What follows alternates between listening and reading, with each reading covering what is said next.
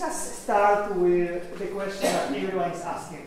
What is doing a Jew teaching in Granada? Okay, which is a question that actually is completely logic, and I don't know if I can answer it, but at least I will try.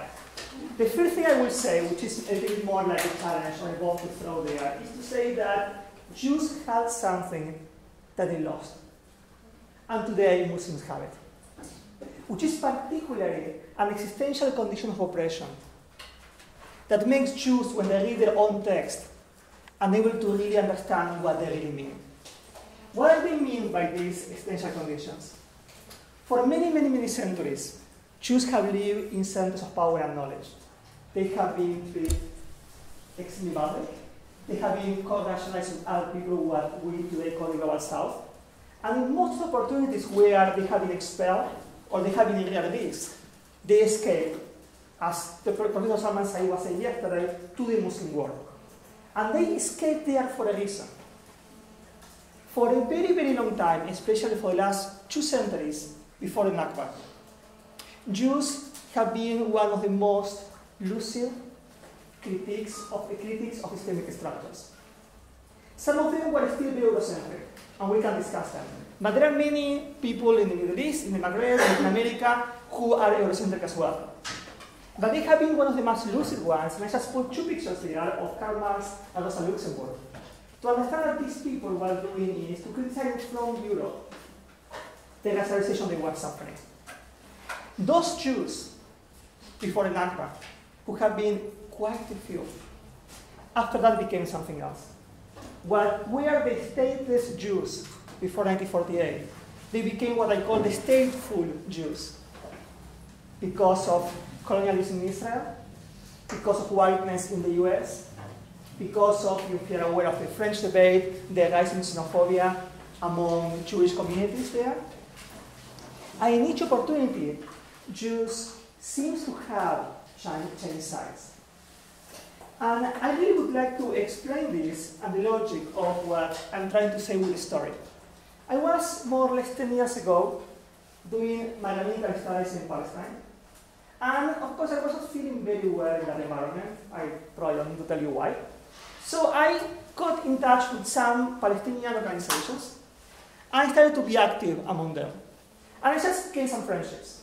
Once I was in a coffee shop, just having something with some Palestinian friends, and on the TV there was this completely racist rabbi using the Talmud in order to rationalize Palestinians. In some of the most awful diatribes that you can imagine. My friends just spoke to themselves saying, you know what, we would like to have access to those sources because we will be able to confront them with their own language. I look at them and say, you know what, I know Aramaic, I know how to read this text, let's just make a reading group and start doing it. I just had one mistake. I let my seminary know what I was doing and they cut my funding.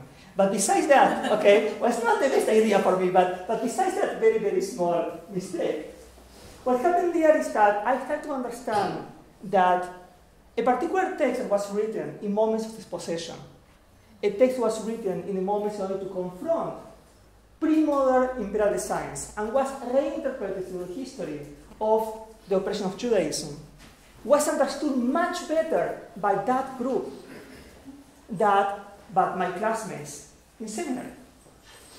Is that the same to say that, for example, Christians supersede Jews, so Muslims now supersede Jews as well? Well, it's not the same because the existing condition of Christians at that point, in the moment in which they started generating this idea, was of being in power, which is not the same of most of the Muslim communities today. So let me tell you what I am going to do today with you. The class I'm going to present is going to be about how Jews have confronted modernity-coloniality through the rereading of their own text. I have no idea, and this is what I told my friends when I was teaching in Palestine, I have no idea if this is what is going to help you or not. I don't have the capacity to see what Muslims can or cannot interpret for this. I am going to tell you what happened to a particular group of people who have been oppressed for centuries and have been able to confront with their sources that oppression. And I want to ask you, and this is what I'm going to actually finish my presentation with questions. I want to ask you what that means for a Muslim interpretation.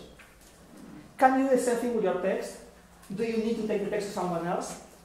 You might tell me that makes absolutely no sense to do it, but I am not going to presuppose that I have a message from you.